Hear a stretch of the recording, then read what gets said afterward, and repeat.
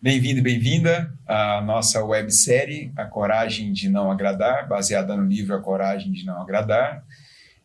Nós já estamos na terceira parte, hoje é a terceira parte, terceira noite de conversas entre o filósofo e o jovem. Se você não viu nenhuma das outras duas ainda, os links estarão na descrição desse vídeo. Bom, o tema dessa terceira noite de conversas é descarte a tarefa das outras pessoas. Mas tem uma noção, então, que ele trabalha até anteriormente no livro, que no nosso último vídeo a gente acabou não conversando, que é a noção de tarefas da vida. O que seriam essas tarefas da vida e qual a importância disso no contexto dessas conversas e da filosofia ou psicologia adleriana? Ele no capítulo anterior, né, no segundo capítulo, ele define as tarefas da vida ligado aos principais núcleos de relacionamento, às principais formas de sociabilidade que as pessoas desenvolvem, né? Está ligado à questão das tarefas do trabalho, quer dizer, não está pensando o trabalho propriamente dito, mas está pensando nas sociabilidades que são desenvolvidas a partir das relações de trabalho. Ou seja, uma pessoa tem um emprego, ela no seu emprego se relaciona com pessoas, existem expectativas dela em relação às pessoas, das pessoas em relação a ela. Depois ele fala da tarefa da amizade, né? Quer dizer, todo mundo tem algum núcleo de amigos e amigas, e também a partir disso são criadas expectativas nossas em relação a essas pessoas e das pessoas em relação a nós. E por fim, ele chama de tarefa do amor, que tem a ver com o núcleo familiar, né? O amor aos filhos, mas também as relações afetivas, os solteiros, né? Que namoram ou que têm algum tipo de relacionamento de cunho afetivo, ou o relacionamento conjugal para aqueles que são casados, né? E também, claro, nesse nível de relacionamento, também são produzidas expectativas, né? Nossas em relação às pessoas, das pessoas em relação a nós, e aí é que pode ser criada uma malha na qual a gente não consegue depois sobreviver, né? Quer dizer, a ideia é você começar então a se sentir na obrigação de corresponder à expectativa dos amigos, à expectativa das pessoas no trabalho, à expectativa do cônjuge, à expectativa dos filhos, né? E aí a gente pode entrar numa enrascada que é exatamente a temática do capítulo de hoje que nós vamos discutir, né? Quer dizer, eu acho que o grande desafio é a gente começar a pensar nesses vários universos de relacionamento, o que é meu e o que é do outro, né? Quer dizer, a proposta, de forma simples e inicial, é que eu não me envolva com aquilo que é tarefa do outro, né? Senão isso vai gerar sofrimento. Então, quando eu começo a me preocupar com o que você acha de mim, eu não tenho como... eu não tenho ingerência sobre aquilo que você acha a meu respeito. Eu só posso agir como Alfredo. A minha parte é agir, é fazer as coisas. Agora, gostar de mim ou não, essa é uma coisa que eu não tenho ingerência nenhuma. Né? Isso me lembra de Jesus, né? Uma passagem em que ele responde uma pessoa, né, que veio interpelá-lo, convidá-lo a participar de uma situação que não lhe dizia respeito, e ele diz: quem foi que me colocou como juiz entre ti e teu irmão? Em outras palavras, quem é que falou que eu tenho alguma coisa a ver com isso? Essa não é minha tarefa, esse não é um problema meu. Não é? E que, num certo sentido, parece até uma certa arrogância da parte dele, mas ele está demarcando justamente isso. Você tem os seus problemas, as suas tarefas, eu tenho as minhas. Essa não é uma. Você poderia, indo além do livro, né? Partindo do pressuposto que nós três somos pessoas que têm algum tipo de relação com Deus e que essa relação é fundamental, é importante, também na nossa relação com Deus a gente teria que começar a pensar o que cabe a Deus nessa relação e o que cabe a mim, né? Porque esse é um problema, às vezes você vê as pessoas tentando fazer aquilo que é tarefa de Deus, né? Eu já vi, eu também já fiz isso, né?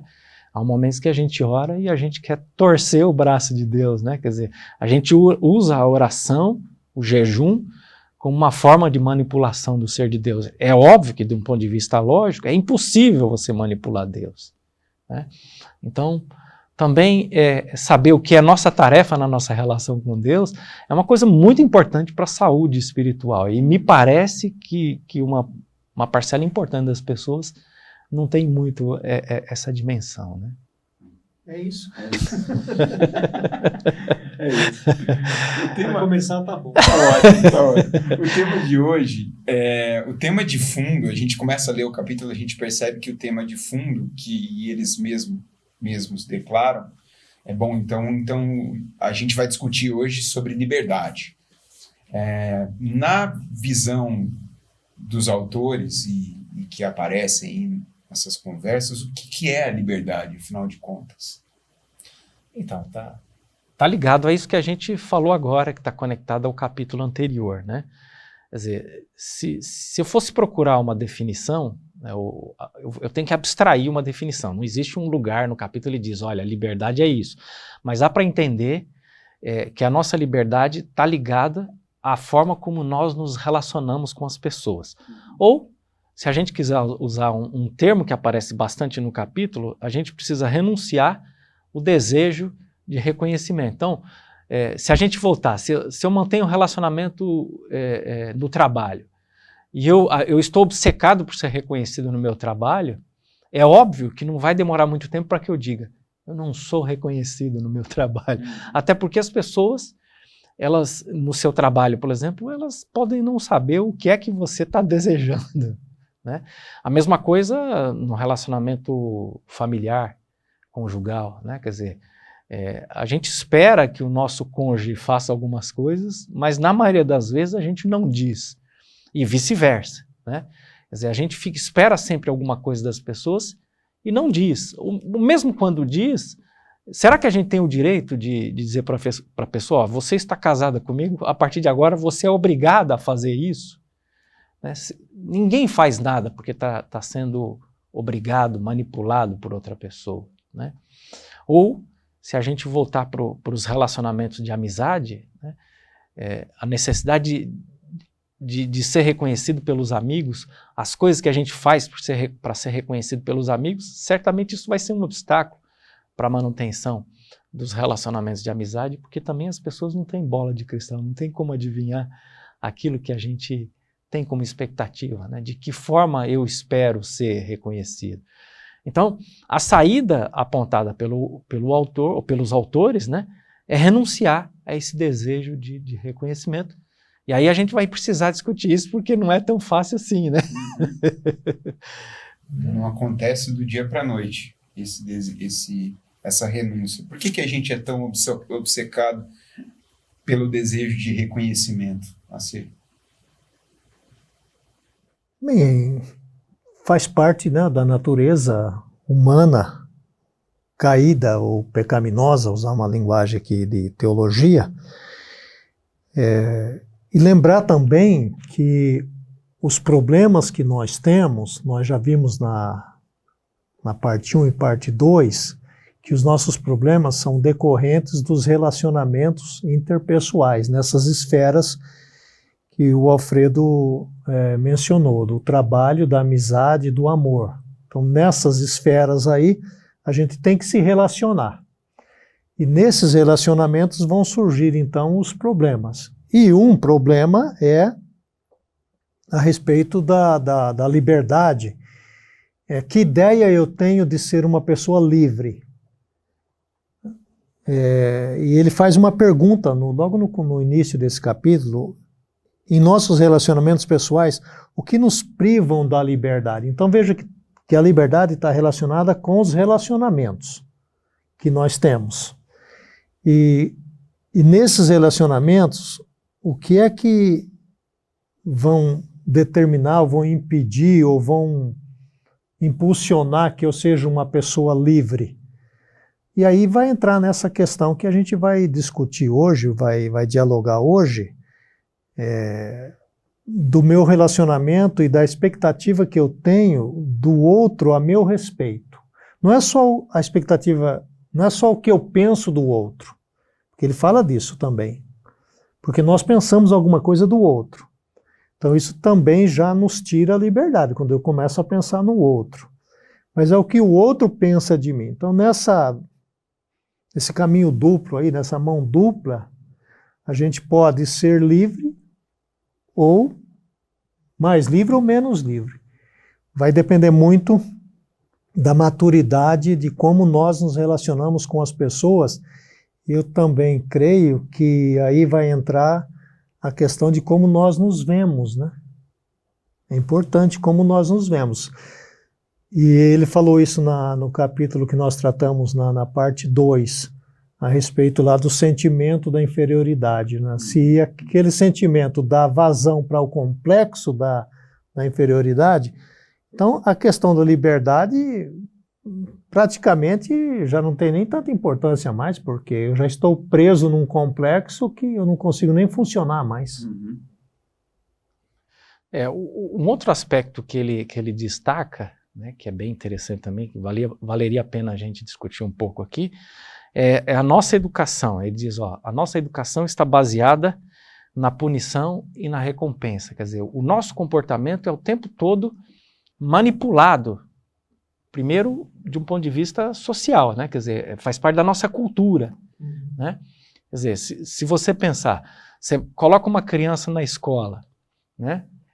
Ou talvez, se você quiser, até antes dela entrar na escola, a gente está recompensando o que ela faz de bom e está punindo, né? Algumas pessoas punem de forma violenta, inclusive com violência física, mas a maioria pune de forma persuasiva apenas, né? Através de palavras ou através de privações, né?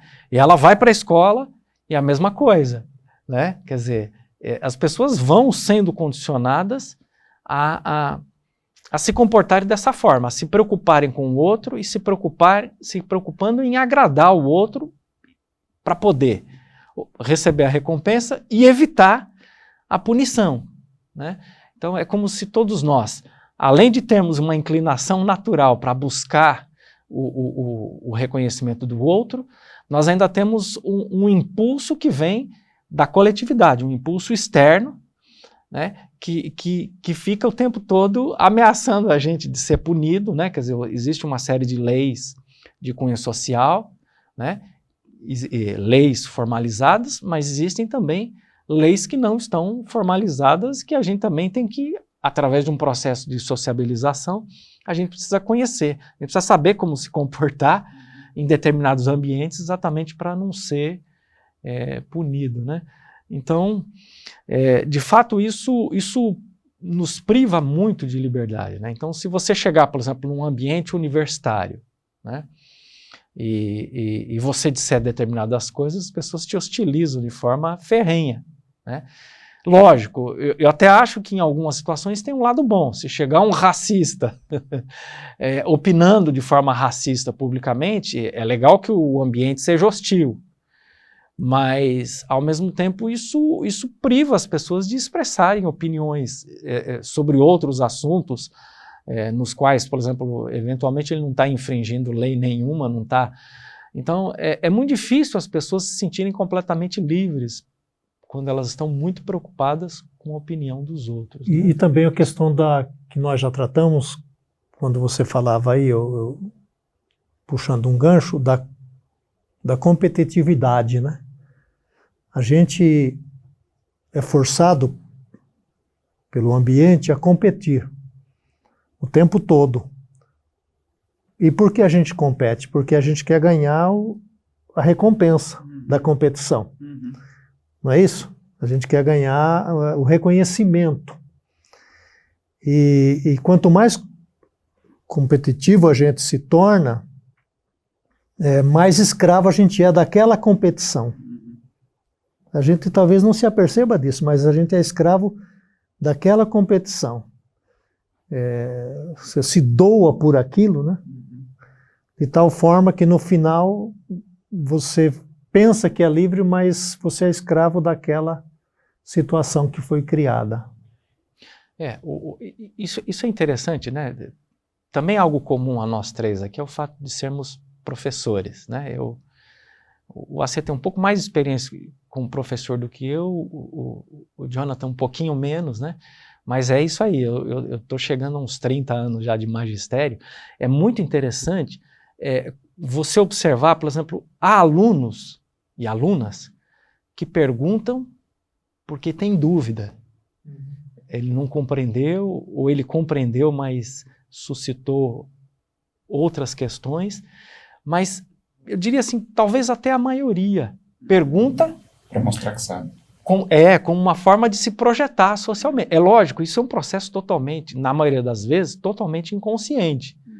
Mas as pessoas, elas estão performando sabedoria, estão performando conhecimento diante dos demais e estão demarcando o território, dizendo, olha, eu sei mais do que esse, aquele. Né? Isso é muito comum, né? Depois de alguns anos de experiência com o professor, a gente percebe isso, até porque certamente a gente fazia isso quando era aluno também, né? Agora, exato, nossa, você falou, a gente fazia isso quando era aluno, eu já me lembrei aqui de algumas situações de quando eu era aluno. O ambiente acadêmico, de fato, ele é muito propício para projeção do ego, né? Eu acho que é um outro assunto que a gente poderia tratar depois, porque eu vejo muita correlação da reflexão desses autores com o ego. Agora, eu faço outra associação também, a partir disso que vocês dois estão dizendo. Na página 146 do livro, ele diz assim: se alguém vive para satisfazer as expectativas alheias e confia a vida aos outros, está mentindo para si e estendendo a mentira para incluir as pessoas à sua volta. Eu fiquei pensando, há muitas associações que podem ser feitas aqui. Você tem uma pesquisa e já também uma experiência com essa arte da pacificação, né? O pastor como pacificador. Eu fico pensando que o pacificador, muitas vezes, ele se vê nessa circunstância, né? Ele está ali não para endossar o conflito, nem para reforçar o conflito, mas para mediar. Mediar com vistas a tentar resolver esse conflito. Quão grande é a tentação para o pacificador de repente, sair bem com todas as partes, agradar todo mundo? Será que ele não pode se encaixar nisso que os autores estão dizendo aqui também? Especialmente quando a gente ainda é jovem, vamos pensar em termos de ministério, de aconselhamento, até mesmo de terapeuta, né? Que o livro trata disso. É uma tentação enorme. Eu diria que é uma tentação enorme, primeiro, por falta de paciência, que a gente já tratou desse tema. Você não quer esticar demais aquela conversa, sabe? Porque a pessoa vai voltar, e a gente às vezes não tem paciência com aquilo. A gente quer dar uma solução, talvez, no meu caso, já por ter mais experiência, de idade, inclusive. Você acha que o que você já passou, o que você já experimentou, é suficiente ou cabe naquele contexto lá. Então, logo você quer enfiar aquilo, embutir aquilo para aquela pessoa. Muitas vezes a gente também se simpatiza mais com uma das partes do que, né, com a outra, especialmente com a parte que a gente julga ser mais fraca. E a gente só tem uma coisa que acontece, é quebrar a cara o tempo todo. Você muitas vezes está lá falando com uma pessoa e ela conta para você uma história. Você pensa da outra pessoa que ela está contando a história, você pensa, se eu pegar aquele cara lá, eu acabo com a vida dele, né? Puxa, como ele tem coragem de fazer isso, ou ela tem coragem de fazer isso. Aí você vai conversar com aquela outra pessoa. Aí você se sente um idiota, você fala, nossa, como eu fui enganado, né, por aquela outra pessoa que veio primeiro.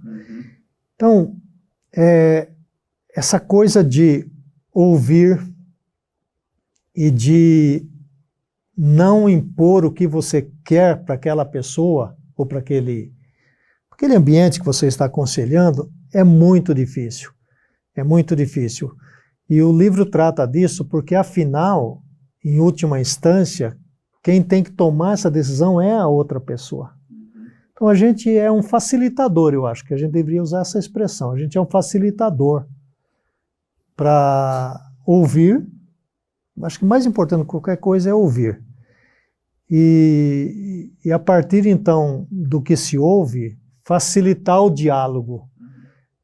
Eu tive um professor que ele dava uma dica para nós que era interessante.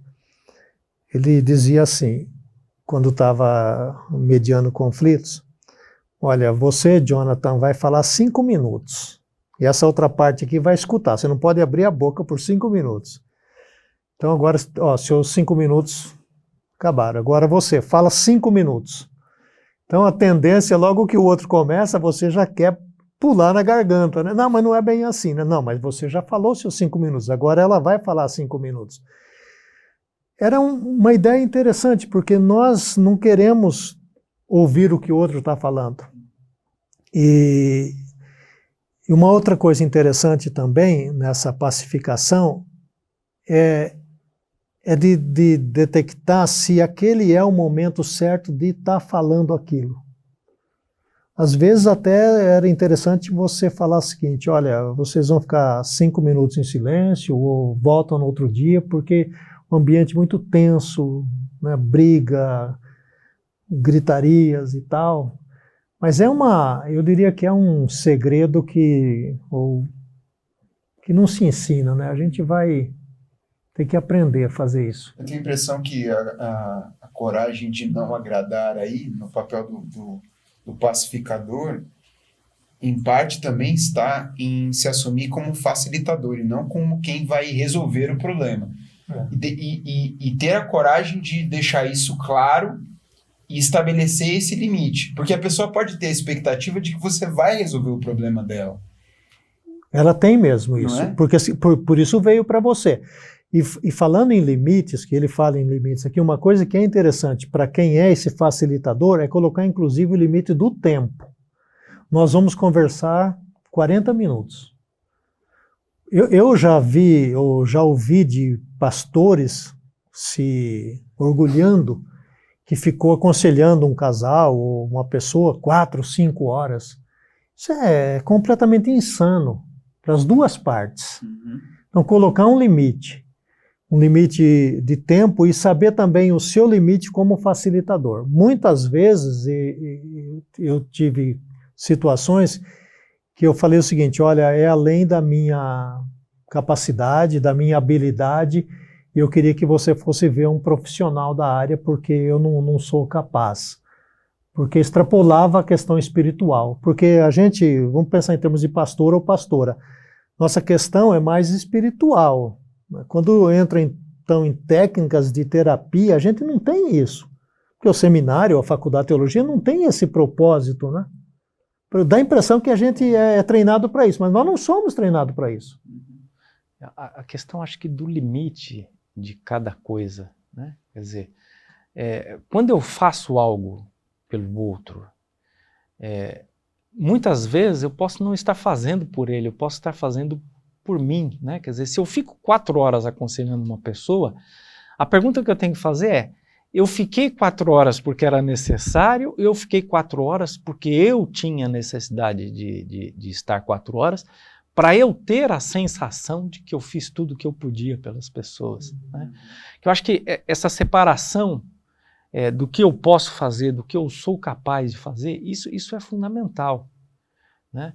E para você não assumir tarefa que você não pode resolver, mas ao mesmo tempo para você não transformar a sua atividade pastoral, no caso aí, numa forma de ficar massageando o seu ego, de achar que você é capaz de resolver coisas que você de fato não pode resolver. Né? Então, se de fato o foco é o outro, é o cuidado sobre a vida do outro, e não a minha afirmação como sujeito, como pastor, de fato você tem que estabelecer limites de tempo para aconselhar, tem que estabelecer limites profissionais. Ó, isso aqui eu sei fazer, daqui em diante você precisa de um psicólogo, você precisa de um psiquiatra, né? Talvez um mestre de artes marciais. Né? Mas tem algumas coisas que eu não sei fazer, eu não posso fazer. Deus, né? Considere Deus. Tem coisa que a ação de Deus é uma coisa que leva tempo na vida das pessoas. O caráter, o interior, ele não é transformado num estalar de dedos. Né? Um casal, muitas vezes, que ficou 20, 30 anos em conflito, Não são 4 horas de conversa que vão resolver o problema de um casal que está em conflito há muito tempo, né? Então, eu acho que a gente precisa tomar um certo cuidado exatamente em saber o que eu posso, o que eu não posso, e não transformar o serviço ao outro num serviço para o meu ego, para o meu eu, para o meu desejo de reconhecimento. Essa parte do que eu não posso, a gente tem que ser humilde para falar isso, né? Porque logo vai entrar essa coisa do reconhecimento, que é esse capítulo aí. Esse casal vai sair daqui, vai pensar o que de mim? Vieram me procurar e eu fui um incompetente, por exemplo, né? Então talvez eu fique esticando aí o assunto até para isso, sabe? Para não permitir que tenham essa impressão de mim. Sim, exatamente. Agora, a gente está falando do campo pastoral, migramos para o campo pastoral, podemos voltar para o campo teológico e pensar se a nossa teologia também não estaria baseada nesse desejo de reconhecimento. O que vocês acham? Eu acho que está. Eu acho que os valores que estão funcionando, circulando no âmbito da nossa educação, né? Não educação necessariamente vista como educação formal, mas educação como transmissão de conhecimento de maneira informal também, né?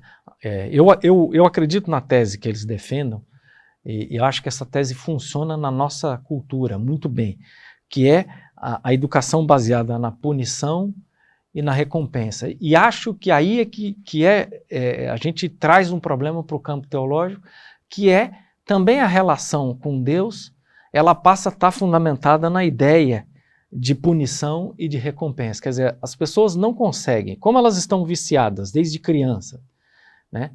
Desde criancinha elas são ou punidas ou recompensadas. Elas crescem, entram na escola, continuam sendo ou punidas ou recompensadas. E como elas fazem isso a vida toda, quando alguém chega e apresenta a pessoa de Deus para elas, elas começam a pensar em Deus como mais uma dessas pessoas com tantas quantas elas se relacionam até então, e começam a pensar na relação com Deus como uma relação de punição e de recompensa. Se eu sou bonzinho, eu sou recompensado. Se eu não sou bonzinho, eu sou punido. E me parece que é só isso que as pessoas enxergam, né? Quer dizer, teologia do pecado para dizer, olha, você precisa ser punido porque você é pecador, né? Teologia da prosperidade para dizer, olha, você se comportou bem, agora você vai receber a sua recompensa. E nada de teologia da graça. A teologia da graça é simplesmente o avesso. A teologia da graça diz, a forma como Deus se relaciona conosco não é uma forma que está condicionada ao nosso comportamento. Seja o comportamento bom, seja o comportamento, eventualmente, que a gente culturalmente defina como ruim, né? Tem a música que eu gosto muito, né? Que isso é a graça e nada posso fazer para que me ame mais ou para que me ames menos. Não dá para manipular. Eu acho que essa é a grande frustração das pessoas quando elas entram numa relação com Deus. Elas finalmente chegaram numa relação que elas não podem fazer nada para manipular, mas elas não sabem jogar o jogo que não seja o jogo da manipulação. E aí isso se torna um problema. E essa coisa da recompensa é interessante, porque a gente já vem com isso da infância, né? Só que eu vejo que tem um dilema aí. Quando o pai ou a mãe, né, os pais falam para o filho assim, ou para a filha, você estuda bastante, se você passar de ano você vai ganhar a bicicleta. Neste caso não foi uma recompensa, foi o pagamento por um trabalho realizado. É diferente, certo? Daquilo que o Alfredo está falando, que aí a gente não vai entender isso mais adulto, com a questão do relacionamento com Deus, da graça. Porque se o menino estudou igual um condenado lá, foi lá, batalhou, estudou matemática, química, física, não estudou bastante. Ele chega e fala no final do ano para o pai, passei. Ele trabalhou, então o pai não está dando um presente para ele. Que é uma ideia errada. Ah, meu pai eu dei um presente para o meu filho porque ele passou de ano. Ele não deu um presente, ele pagou o filho. Né? O filho trabalhou, então merece aquele pagamento. Ele não fez nada. Presente seria, olha, está aqui a bicicleta, meu filho, e além do mais, eu vou fazer o seguinte, você ainda vai ficar 1 mês de férias na Disney. Pronto, esse é o presente. O primeiro foi o pagamento. Quando a gente já, então, vai se relacionar com Deus, a gente funciona dessa forma aí. Se eu estudar química, física, matemática, estudar bastante, né, Deus vai me fazer alguma coisa comigo. E não se entende que Deus não funciona assim. O cristão se relaciona com Deus como se Deus fosse o chefe de um almoxarifado. Que lá naquele almoxarifado, naquelas prateleiras, estão cheias de bênçãos lá, certo? Cheias de bênçãos. Então, eu vou me comportar e Deus vai olhar para aquele almoxarifado lá enorme e vai falar, olha, Alfredo, está aqui, né, um presentinho para você. Só que tem um dilema aí. Deus, Paulo fala isso, né, nos seus ensinamentos, Deus já nos deu todas as bênçãos que eram possíveis serem dadas. Então não tem absolutamente nenhuma bênção que Deus possa dar que já não tenha dado em Jesus. Se Ele nos deu a maior, não tem menor para dar. Só que a gente funciona assim, né? Se eu me comportar, então a gente fica com essa coisa da recompensa. E o contrário também, né? Se eu fizer alguma coisa errada, certamente ele vai me punir. Essa música que o Alfredo falou, eu acho que remete a uma fala do Philip Yancey, né? Que ele diz que não há nada que eu possa fazer para Deus me amar mais. Porque aquela coisa, né? Eu vou ter que estudar igual um condenado aqui, né? Estou usando isso como analogia, né? Vou ter que trabalhar muito para Deus me amar mais. E não há nada que eu faça que vai fazer com que Deus me ame menos. Porque Deus me ama na proporção do ser de Deus. Nem mais e nem menos. Aí o camarada pode pensar, então posso fazer o que eu quiser da vida? Que foi o grande problema da teologia, né? Não, você não faz. Você não faz justamente por causa desse relacionamento que é bom com Deus, né? O que você faz é por amor, né? Eu acho que o grande problema desse tipo de relação baseada em punição e recompensa é que isso impede que as pessoas se desenvolvam como sujeitos. Quer dizer, impede que as pessoas desenvolvam maturidade ética. Né? Porque o que eu consideraria maturidade ética? Você fazer algo ou não fazer algo por convicção de que isso não é correto, de que isso não é bom para mim, isso não é bom para as outras pessoas. Mas se você faz algo só porque vai ter uma recompensa, ou acha que vai ter, ou se você deixa de fazer algo apenas porque vai ter uma punição, você não está fazendo isso porque você tem convicção do que você está fazendo. Você tá fazendo ou deixando de fazer em função do medo. Né? Aliás... E se trabalha muito hoje na teologia a questão do medo, né? Bastante.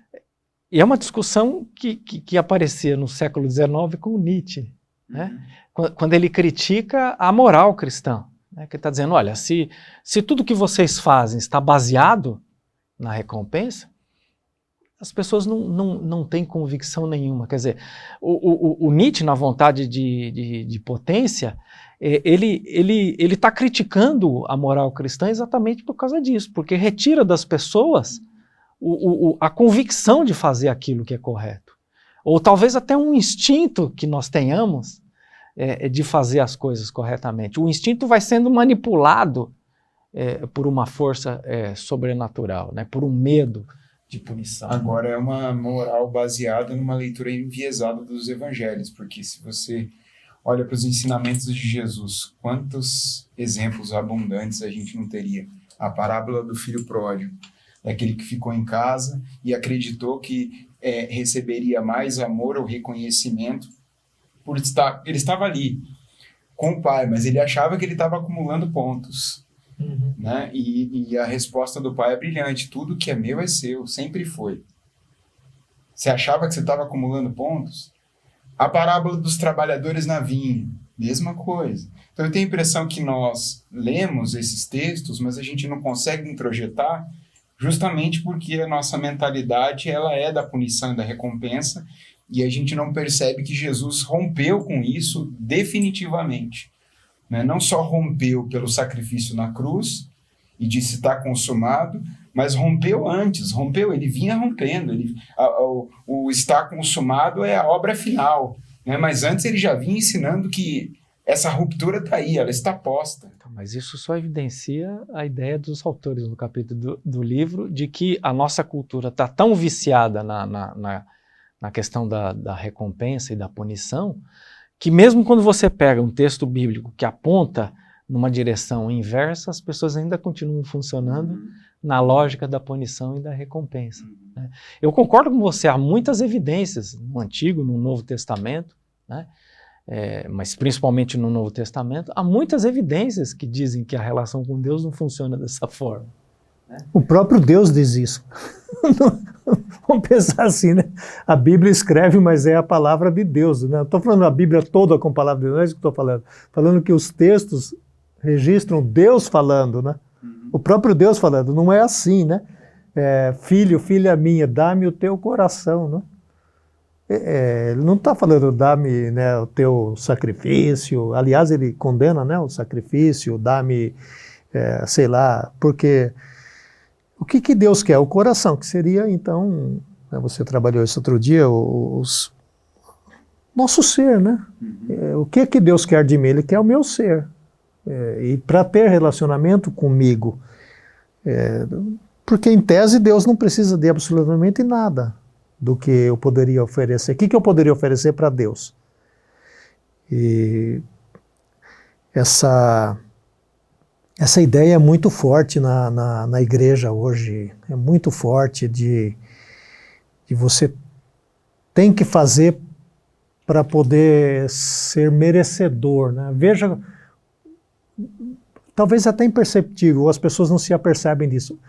Veja quantas atividades, eu sou mais velho que vocês nesse sentido, de igreja também, no passado não tinha tantas atividades nas igrejas. Tinha ali o culto, um estudo bíblico durante a semana, e parava por aí. Hoje tem igrejas que funcionam basicamente como um posto Ipiranga. Né? Ela está funcionando 24/7. Não resta tempo para desfrutar. Exatamente. Para nada. Você não tem folga para ser você. O tempo todo é na igreja. E aí, isso é coisa do capeta. Porque, não é? Quando você não está com esse envolvimento ativo, 24/7 na igreja, que sensação você tem? Porque isso é passado do púlpito. Que sensação você tem? Eu não sou um bom cristão. O Byung-Chul Han, né, o filósofo coreano que vive na Alemanha, que tem uma grande produção filosófica, né, e produz principalmente ensaios, né, que se transformam em livros pequenos. Né. Um dos livros dele, ele descreve a nossa sociedade como a sociedade do desempenho. Né? Quer dizer, o que a igreja fez hoje foi só trazer um valor que está fora da igreja e sacralizar esse valor. Né? Quer dizer, estamos todos obcecados por desempenho. Agora, desempenho também é assumir uma tarefa que não é minha, certo? Quer dizer, eu posso amar ser professor, eu posso dar uma aula da melhor maneira possível naquele momento. Eu posso amar o meu ofício. Agora, ficar obcecado por desempenho, porque o desempenho o que é? É que os alunos gostem de mim. O desempenho o que é? Que as minhas aulas sejam capazes de atrair muitos alunos. Né? Eu tenho um canal no YouTube. O que eu posso fazer? Eu posso gravar e colocar os vídeos. Agora, se as pessoas vão gostar ou não, é outra história. Quer dizer, o desempenho que isso vai apresentar... Você não controla o outro. Né? Mas é óbvio que a gente começa também a ficar obcecado. Né? Quer dizer, quanto mais eu fizer, né, mais eu vou ser uma pessoa de sucesso. E aí vai entrar né? na competição de novo, né? Ainda mais se você começar a comparar com outro professor, com outro youtuber, né? E a gente quer comparar com quem está fazendo sucesso. O número de views, número de curtidas, engajamentos, essa coisa toda. Isso vai... Aí entra lá na questão da liberdade de novo. Né? Ao invés de você ser livre, né? Eu fiz uma coisa bacana, não, você é escravo, né? Fiz isso, mas, puxa, ninguém está falando nada? Ninguém elogiou ainda? Não apareceu em nenhum lugar, né? Então, a solução é foca no que você pode fazer. O que você pode fazer? Você pode gravar um vídeo e postar. O que você pode fazer? Você pode dar a melhor aula possível. Lógico que a minha melhor aula possível hoje pode não ser uma excelente aula, né? Pode ter fatores internos ou externos que impedem que essa aula seja maravilhosa. Mas, se eu fiz o melhor que eu podia, eu tenho que ficar tranquilo. Não é isso? Quer dizer, ou seja, você começa a simplesmente colocar como foco aquilo que é tarefa sua, né? Qual é o seu papel diante de Deus? Amar a Deus. Qual é o papel de Deus nessa relação? É me amar, é me aceitar graciosamente. Eu não posso fazer nada para manipular a Deus, agora eu posso amar a Deus. E eu acho que a menos que eu ame Deus, ame de forma sincera e verdadeira, não serve para nada uma relação com Deus. Eu não posso ter medo de Deus. E nem a teologia, né? O conhecimento, essa coisa que ensoberbece tanto, né? Essa busca desenfreada por um conhecimento que nos satisfaça, por uma forma de raciocínio, de compreensão que nos satisfaça, de nada adianta. E Paulo disse isso muito bem em 1 Coríntios 13, né? Fora da casa do amor, o conhecimento, as línguas, tudo é inútil. Agora, a gente entra já num aspecto, e eu nem vou trabalhar isso como pergunta, porque já está respondido aí, vocês já trabalharam, que a gente rompe o ciclo da punição e da recompensa através da divisão de tarefas. Eu só queria fazer 2 citações e aí deixar para vocês comentarem. Tem uma questão que ele diz na página 136, que correlata a isso que você estava dizendo, Alfredo. Ele diz assim: tudo que você pode fazer em relação à sua vida é escolher o melhor caminho em que acredita. Ou seja, isso é sua tarefa. O que as pessoas pensam do que você fez com a sua vida é tarefa delas. Então essa é a ideia da divisão de tarefas que rompe com o ciclo de punição e recompensa.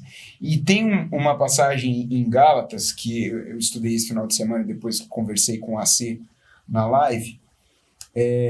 Gálatas 6,5 diz o seguinte: cada um precisa assumir o compromisso de fazer o melhor com a sua vida. Então, Paulo está chamando a responsabilidade. E nesse texto é interessante que ele utiliza o exemplo do trabalho. Ele diz assim: se você se focar no seu trabalho, você entendeu qual é a sua missão, qual é a sua tarefa da vida. Se você se focar no seu trabalho, importará menos não só o trabalho das outras pessoas, mas importará menos a comparação. Você já não vai se comparar tanto e já não vai se preocupar tanto com o que elas estão achando, com o que elas estão pensando, que é a ideia que os autores trabalham aqui como tarefa dos outros. E me parece que é uma fonte de angústia permanente para nós essa. Nós tentamos fazer da melhor maneira o nosso trabalho. Como exemplo, eu vou dar a melhor aula possível. Passei o dia inteiro preparando essa aula que eu vou dar amanhã. Mas a fonte de angústia, além de você fazer bem o trabalho, é ficar imaginando o que é que os alunos vão comentar, o que é que eles vão pensar daqui. Que é a tarefa deles, não nossa, né? E a melhor aula possível, por isso que eu estou dizendo a melhor aula possível, porque, por exemplo, já aconteceu, comigo aconteceu, eu já era professor, o meu filho ficou internado 20 dias e eu tinha que dormir no hospital e não tinha uma cama para dormir, então eu passei 20 dias dormindo sentado. Aí quando amanhecia, eu ia para casa e a minha esposa ia pro hospital. Só que quando eu chegava em casa, eu tinha uma filha que tinha 4 anos de idade. E o hospital não aceitava que a esposa ficasse à noite. Então, teve dia que eu fui dar aula, sem dormir à noite, precisando cuidar a maior parte do dia de uma criança, né? Num estado emocional deplorável, porque eu estava muito preocupado. De fato, meu filho chegou numa situação que ele tinha um risco de vida, né? Então, é uma coisa você dar aula numa circunstância dessa. A melhor aula para uma pessoa que está passando uma situação assim é diferente de uma pessoa que está bem, que está estável, que está todo mundo saudável, né? Ou seja, é óbvio. Agora, o que a gente tem que saber é ter consciência do que está acontecendo internamente, o que está acontecendo externamente, e saber que o seu melhor hoje, ele também está limitado pelas condições internas e externas, né? E a gente aprender a lidar com isso. E que o outro não sabe, né? E que o outro não sabe. E se você ainda quiser tornar a coisa mais complexa, você pode levar em consideração o que ele já disse, os autores disseram anteriormente, da singularidade de cada sujeito, né? Quer dizer, eu sou eu e as minhas circunstâncias, né? Quer dizer, eu fui criado num lugar, eu tive uma educação, eu tive determinadas oportunidades acadêmicas. Há uma série de particularidades sobre a minha vida que permitem que eu faça mais ou menos bem algumas coisas e que impedem que eu faça até razoavelmente tantas outras, né? Então, se eu começar a me comparar com o outro, a maior parte do tempo eu vou quebrar a cara. Vai perder. As pessoas vão sempre saber, ou quase sempre saber fazer as coisas melhor que eu. Eventualmente, eu posso saber fazer melhor uma coisa do que o outro, né? Então, se eu chegar aqui e falar assim, eu vou me comparar com o Jonathan. Nossa, sou mais velho, tem mais tempo de magistério, olha aí, estou ganhando. Aí fala, bom, então vamos discutir agora fôlego, capacidade para correr. Acabou, já ganhou. Quer dizer, isso é só um exemplo de como esse jogo é assim, você ganha, você perde. Se você vai se comparar o tempo todo, mesmo que a comparação seja com a mesma pessoa, né? Se você puxa para um terreno, você se sai melhor. Se você vai para o outro terreno, você leva uma goleada. Mas, Alfredo, a gente se é uma competição, é isso. Se a gente pensa que nós somos companheiros, então a gente está se apoiando um no outro. Diz, pô, o Alfredo, nisso daqui eu preciso reconhecer. Eu vou falar sobre Foucault, eu preciso... Vamos lá, Alfredo. Eu preciso reconhecer a minha deficiência. Eu não tenho tanta leitura de Foucault quanto você. Não é nem um sentimento de inferioridade, é um fato. Não é? Então eu vou aprender com o Alfredo. E vice-versa. Quer dizer, não é uma competição, né? Se é uma competição, chega a ser ridículo eu tentar competir com alguém que estuda um autor há décadas e eu comecei a ler ontem, por exemplo, né? E assim são em outras situações da vida. E também porque a gente já viu anteriormente, na parte 2 ou 1, não me lembro, com quem você vai se comparar se o outro não é igual? Né? Você só pode se comparar se o outro fosse exatamente igual a você, e o que não é. E quando eu li aqui o texto para essa nosso encontro, uma coisa também que me veio à mente nesse aspecto da competição, do reconhecimento, é um ensinamento bíblico que a gente quase não toca, mas deveria, é que todos nós compareceremos diante de Deus, todos nós. E quando a gente comparecer diante de Deus, Ele não vai estar interessado sobre o que os outros pensaram a meu respeito, sobre qual foi a opinião da turma. O que interessa ali é o seguinte, que eu vou prestar contas de como eu fui, de o que eu fiz com a minha vida, porque ele fala, os autores aqui falam sobre isso. Essa vida é a minha vida.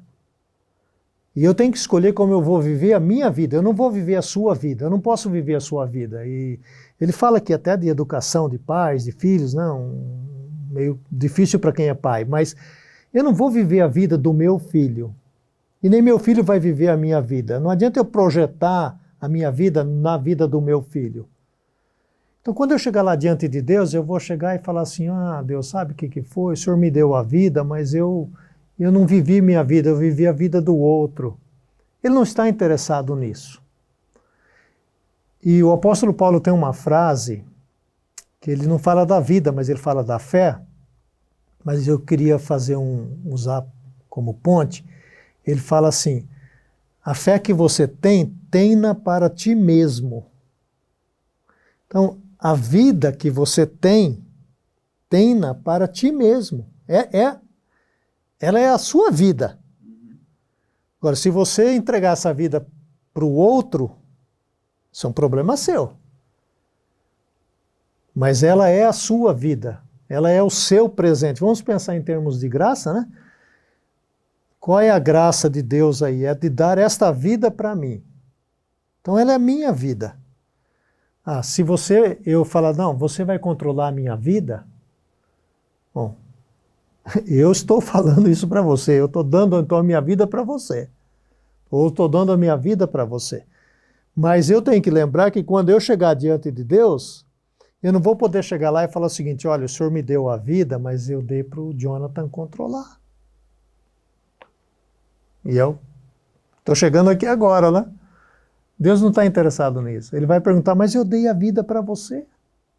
Então, é assim, é um desafio viver a nossa vida sem permitir, né, que... Nós não estamos falando, e eu quero que o pessoal entenda, não estamos falando de alguém não dar conselho, ou não ajudar a gente. Ele fala sobre isso, de ser um auxílio, de ser um braço amigo. Nós não estamos falando dessa parte, nós estamos falando de uma coisa mais profunda, que é de você viver só na dependência do que os outros pensam de você.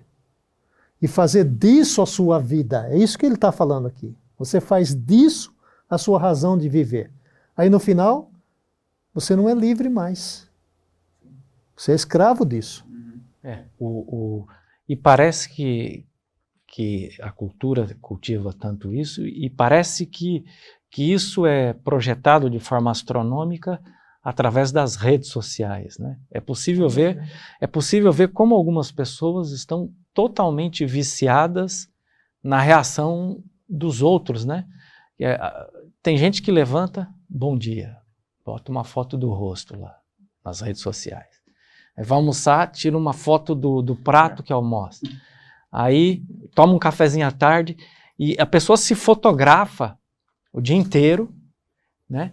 E eu só consigo imaginar a pessoa o tempo todo lá vendo o que estão dizendo de mim, né? Qual é a reação das pessoas? Os elogios, né?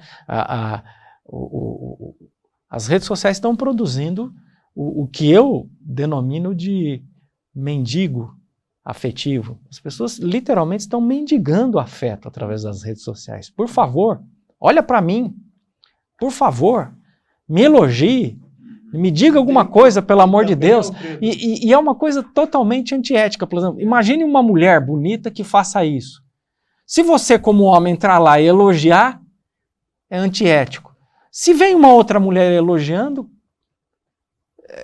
qual é o valor, né? Quer dizer, em tese, parece que isso não surte o resultado, porque ao mesmo tempo que você fica mendigando o afeto, existe uma coisa que interdita quem pode dizer, o que pode dizer, quando pode dizer. Porque produz também um negócio que não é fake news, é um fake elogio, né? Certo? Porque quem é que tem coragem, não é? De olhar para uma foto e falar, meu Deus, como você está feia nessa foto, né?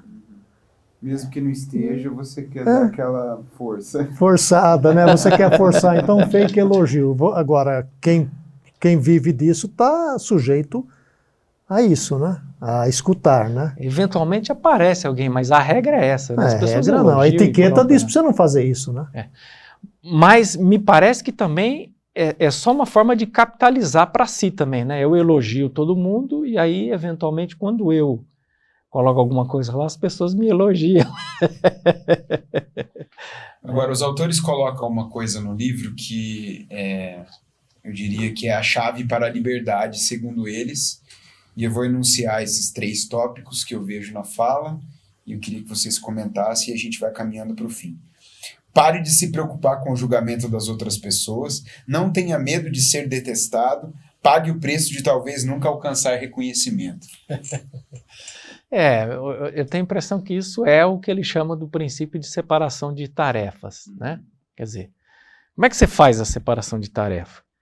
Então, o que eu posso fazer? Eu posso tocar minha vida. Agora, gostar ou não de mim é tarefa do outro. Então, quando eu separo a tarefa, eu assumo aquilo que é meu e deixo para o outro o que é do outro. Então, eu vivo. Se o outro gosta do jeito que eu vivo ou não, isso é um problema dele. Eu separo. E eu não me preocupo com aquilo que não é tarefa minha, né? Não é isso? Isso implica na possibilidade de sermos detestados. Esse é um ponto que, quando esse tema vai aparecendo no livro, dá a impressão, à primeira vista, que ele coloca como projeto, quer dizer, é como se você tivesse sido bem-sucedido na separação de tarefa, quando você é detestado. Mas o que ele está dizendo não é que você deva ter como projeto querer ser detestado, porque também querer ser detestado é continuar refém do outro, né? Eu acho que o que ele está dizendo lide bem com a possibilidade de ser detestado. Ser detestado é sempre uma possibilidade. Agora, eu não tenho... Se você está focado nas suas tarefas da vida. Ser amado, eu posso, inclusive, há a possibilidade de eu ser amado, mas é sempre 50%, né? Meio a meio. Então, é óbvio, se eu gravo um vídeo e publico no YouTube, a possibilidade das pessoas não gostarem é a mesma delas gostarem, certo? Né? Agora, a questão é, o que eu estou fazendo quando eu gravo um vídeo? Eu estou fazendo um vídeo para as pessoas gostarem ou estou fazendo um vídeo para que eu goste do vídeo? Por exemplo, eu tenho um princípio ético. Eu gostaria que os vídeos que eu faço fossem apreciados pelas pessoas. Eu gostaria, mas eu tenho um princípio que antecede esse. A primeira coisa eu tenho que gostar do tema, eu tenho que gostar do enfoque. Eu não sou capaz de fazer uma coisa que eu não acredite ou que eu não goste apenas para agradar o outro, em termos de vídeo, né? Então, eu acho que esse é o grande lance, né? Algumas pessoas estão de fato conseguindo bastante sucesso, bastante rápido, mas estão fazendo isso a um custo. Qual é o custo? Elas estão fazendo algo apenas para agradar os outros. Provavelmente algumas coisas a gente começa a duvidar se elas gostam ou não de fazer, né? Então, se elas acreditam também, né? Ou se acreditam... No que estão dizendo ou no que estão fazendo. Essa é uma questão fundamental. Então, a gente tem que ir separando, né? O que é meu. Eu faço o que é meu, né? Nessa relação. O que é do outro, deixa para o outro. Eu queria... eu vou abordar um dos aspectos. Eu queria dizer uma coisa que também é muito chato e é muito ruim quando a pessoa fica se elogiando a si mesma, né? Normalmente, isso não cai bem nos relacionamentos. Esse desejo que a pessoa tem é um vício, eu acho. De, eu fiz tal coisa. Entra aquela coisa que você falou da mídia, né? Tudo que faz tem que publicar, ou tem que... Não estou falando publicar, de escrever, tem que tornar público. Por que não permitir que os outros descubram, assim, de forma natural? De forma natural. Tem necessidade de chegar numa reunião e... Olha, isso é uma desgraça, falar, é um des-tracinho graça, né? É falta de graça isso. Você, por exemplo, às vezes, eu elogio o John, que o John fez um bom trabalho. Para você, Alfredo, olha, o John fez um bom trabalho, gostei do que ele produziu, ficou sensacional. Você não aguenta, né, Alfredo? Você vai chegar e falar, não, você sabe por quê? Porque eu emprestei um livro para ele. O John foi meu aluno, rapaz. O John foi meu aluno. Não é sério mesmo. Precisava, né? Precisava, por exemplo, você ter me falado isso, né? Não tinha necessidade. Só explica pro pessoal que né? isso é só uma hipótese. Não, é uma hipótese. Né? Não aconteceu, tá, gente? Mas isso acontece com uma constância, né? Parece que o O sujeito não aguenta você elogiar alguém sem que ele ou ela fale assim, não, eu participei disso aí. Eu estava lá, ou eu emprestei o dinheiro para o cara fazer essa viagem. Se eu não tivesse emprestado, meu Deus do céu, que coisa horrível é isso, né? Daquilo que você destacou, ele fala assim, eu não estou dizendo, que o Alfredo falou também, eu não estou dizendo que você deve viver para ser detestado, porque dá a impressão assim, então agora eu vou viver uma vida miserável, vou ser um carrasco, vou viver com um chicote na mão, vou fazer tudo para ser detestado. Não, isso não é o alvo da vida. Até porque no encontro anterior nós falamos do companheiro, né? O outro não é meu inimigo. O outro é meu companheiro. O outro não é o que está competindo comigo para ser o melhor professor da faculdade. O outro é o meu companheiro, minha companheira nessa mesma luta, nessa mesma jornada. Então ele está dizendo, eu não estou dizendo que você deve viver para ser detestado, nem estou recomendando que se pratique o mal para ser detestado. Por favor, não entenda assim, porque era o que o jovem estava entendendo aqui. O jovem que estava em diálogo com ele estava entendendo. Bom, então agora eu vou praticar o mal, todo mundo no meu emprego vai me detestar. Não, não é isso. Eu vou fazer o meu melhor, eu vou produzir, eu vou pintar a minha tela lá, certo? Você vai escrever o seu artigo, vai fazer a live, nós vamos estudar para fazer isso, vamos estudar o tema, vou concordar com o outro, como que vai ser isso.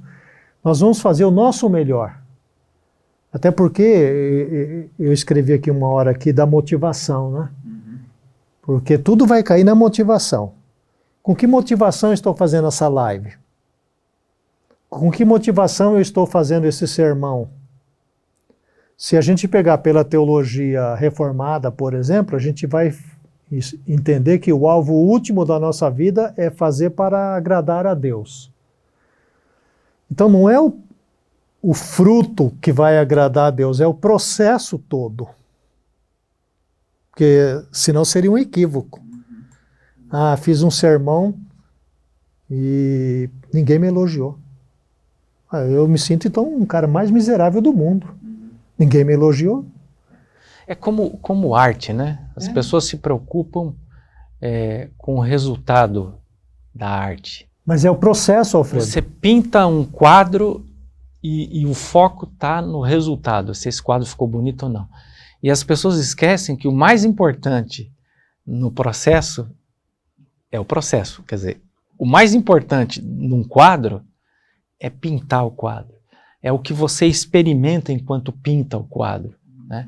É o processo de criação, de criatividade, que é inclusive o processo que nos coloca no universo de identidade com o divino. Né? O livro do Gênesis define Deus como sendo um ser criativo. Né? Quer dizer, quem é Deus? No princípio, criou Deus. Deus cria. E depois ele define o ser humano como imagem e semelhança de Deus. Então, quando nós estamos criando, nós estamos identificados com Deus. O ser humano que não cria é um ser humano que está privado da sua humanidade e também da sua divindade, né? O que há de divino nele. Né? Então, é fundamental o processo.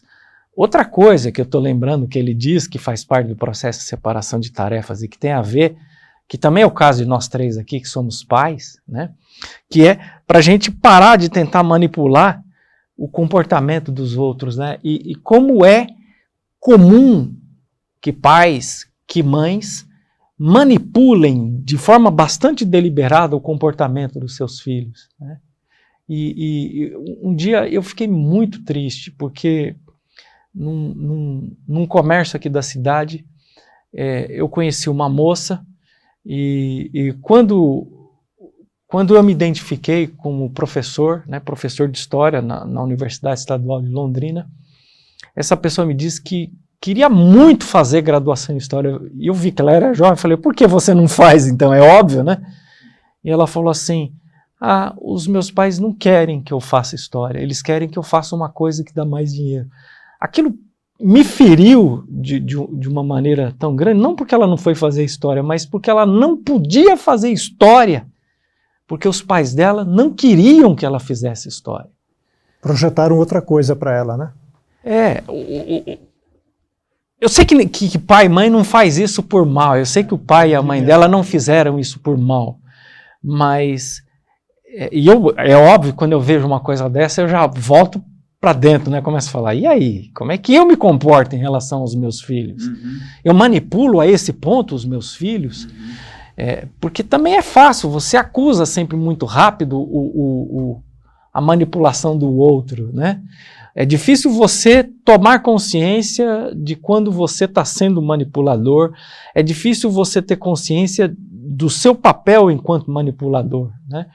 Então, esse é um cuidado que todos nós temos que ter, né? É um cuidado que eu fico tomando, é muito difícil. Esse livro aqui tem ajudado a mim especialmente, e essa é a segunda leitura que nós estamos fazendo do livro, né? Já lemos uma vez, estamos lendo pela segunda vez, mas falei para o Jonathan outro dia, eu vou quase que tornar isso aqui uma segunda Bíblia para mim, porque eu tenho muito dessa coisa aí, sabe? O cara está me contando um problema, e tem um determinado momento da narrativa do sujeito lá que eu já não estou escutando mais, que eu já sei a solução, entende? Então eu falo, puxa vida, esse cara não viu ainda esse negócio, né? Então eu já sei a solução. Mas isso é típico da pessoa como você é, de mentalidade prática, né? Não é? É assim, isso é um traço é o seu modo de ser. Você é prático, né? É objetivo, tá bom. Poderia ouvir por 2, 3 horas, mas vamos solucionar o problema. Eu estou dizendo porque eu também tenho. A narrativa vai me cansando, entende? Então eu já falo assim, não, tá bom, tá. No telefone, então, sou pior do que pessoalmente, né? E esse livro está me ajudando nesse sentido de que, sabe, eu não tenho que dar a solução para o cara. Posso, quem sabe, ele fala isso, né? Não é me ausentar disso, até porque a Bíblia fala da solidariedade, do companheirismo. O texto que você leu de Gálatas fala para a gente, em determinado momento, fala para carregar os nossos fardos, mas também fala para carregar o do outro. Então, em que momento eu vou ajudar a carregar esse fardo desse companheiro nessa jornada e nessa longa estrada da vida, aí, como dizia lá o Zé Rico e o milionário, né? Mas não se meter, né? Não como assumir a tarefa não, dele, não mas como assumir. parte da minha. Isso. Parte aí da sim, minha aí ajudar sim. você a carregar o seu Isso. fardo. Aí está bem definido. Acho que você resumiu bem. Essa é a minha tarefa. É parte da minha tarefa ajudar esse camarada. Se ele quiser ajuda, né? Tem que deixar claro isso aí também, né? Porque às vezes tem gente que não quer, né? Tem gente que resiste. Que quer alguma outra coisa. Pede ajuda, mas querendo uma outra coisa. Não necessariamente a ajuda que ela precisa, né? Bom, com isso a gente vai encerrando essa... Estamos bem? Tranquilos? Já. Com isso a gente vai encerrando essa terceira parte da nossa websérie Coragem de Não Agradar. Temos outras 2 partes ainda. O Alfredo falou sobre o canal dele. Você quer dar o endereço para o pessoal? A gente vai colocar na descrição também aí o canal do Alfredo, mas... É bem simples, é o meu nome e meu sobrenome, Alfredo Oliva, né? Eu falo sobre arte, sobre religião, sobre filosofia, sobre teologia, sobre aqueles temas que são temas do meu interesse, e posto vídeos sobre coisas que eu tenho algum conhecimento e tal, né? Então, se vocês também quiserem visitar o meu canal, quiserem conhecer o que eu faço, seria bem legal. Bacana. Então, se você gostou disso que você assistiu, eu peço que você curta aí esse vídeo e compartilhe também o link com outras pessoas, abençoe outras vidas, e a gente se vê numa próxima, se Deus quiser.